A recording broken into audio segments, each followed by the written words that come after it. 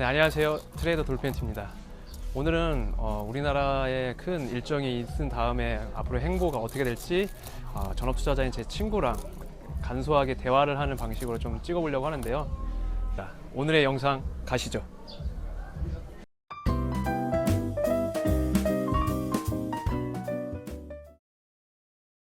야, 6월에 이벤트가 많은데 대통령 선거, FOMC 회의, 글로벌 통화 정책 회의도 있고 이런 것들이 주시장에 어떤 영향을 줄 것 같냐?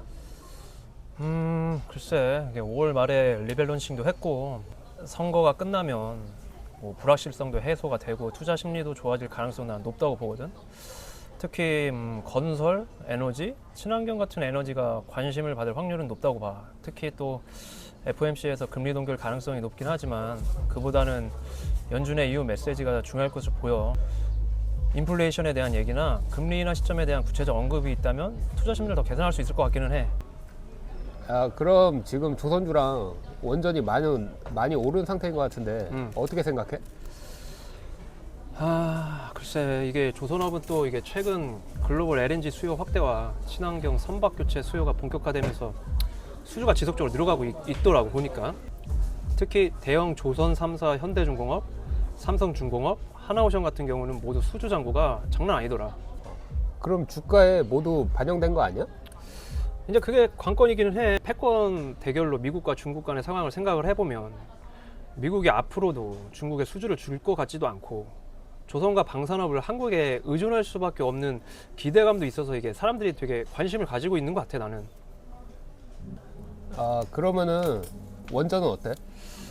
원전 요새 사람들 많이 보더라. 주가가 많이 오르기도 했고. 이게 원전 같은 경우는 이게 전 세계적으로 이게 관심들이 많아. 탈탄소 기저와 에너지 안보 이슈 때문에 다시 주목을 받고 있고, 그리고 또 이제 트럼프 원전 건설에 대해 행정 명령도 냈고, 그 움직이지 않던 유럽도 탈원전을 안 하겠다고 발표했잖아. 원전 건설 같은 경우 중국, 한국, 프랑스 세 개 국가가 기술력이 좋은데 중국은 미국이 또 수주를 안 줄 거야 아마. 프랑스랑 한국 중 가격 대비 만족도는 한국이 더 높다고 생각하니 수주 기대감으로 이 사이클이 올 것 같기도 해. 다만 이제 그 외의 변수들, 정치적 이슈나 정책 변화에 민감하기 때문에 항상 조심해야 된다. 대통령 선거일에 알래스카 LNG 관련 사업 회의를 진행하는데 이 기회일까? 리스크일까? 야, 이거 왜 그날 하는 거야? 이거 진짜 나 어이가 없네. 근데 이게 참여한다고 하면 이게 기대감으로 에너지 건설주들 같이 관련된 애들이 또 움직일 가능성은 높아. 근데 우리가 다 흔히 아는 단기 재료 소멸 가능성도 난 높다고 보거든. 불참하면 뻔하지. 이거 뭐 바이오 임상 실패처럼 막 난리 날 거 아니야. 근데 일단 참여한다? 그러면 이제 장기적으로 봤을 때 뭐 현금 흐름도 용이해지고 장기 공급 계약에 대한 기대감도 있을 거고 국내 증시에 좋은 영향을 줄 것 같기도 하고, 한편으로는 또 LNG 수입 단가 인상에 대한 염려를 하지 않아도 돼서 단기 변동성이 있을 수 있겠지만 중장기적으로도 긍정적으로 보는 사람들이 많아질 것 같기는 해. 야, 그러면은 방산은 어떻게 생각해? 방산도 엄청 올랐던데. 방산 이거 참, 야, 이거 대통령 선거 결과에 따라서 이제 양쪽 방향성이 좀 다르기 때문에 조심스럽게 생각을 해보면 보수 정권이 되면 이전 정부 그대로 갈 확률이 높다고 봐. 뭐 수출 확대 전략이 그대로 이어질 가능성이 높고, 그에 따라서 뭐 예산이 더 확대될 수도 있고, 뭐 한미 동맹 강화 기조가 유지되고 이게 뭐 첨단 무기 그리고 기술 협력 활발해지고 미사일 방어 시스템이나 정찰 위성 드론 같은 분야에서도 좀 긍정적으로 생각할 수도 있고, 뭐 우리가 흔히 다 아는 종목들도 있지만 얘기는 안 할게.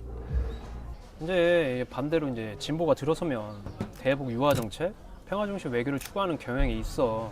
국방 지출보다는 복지, 기후 대응 예산에 무게를 좀 둘 것 같기도 하거든.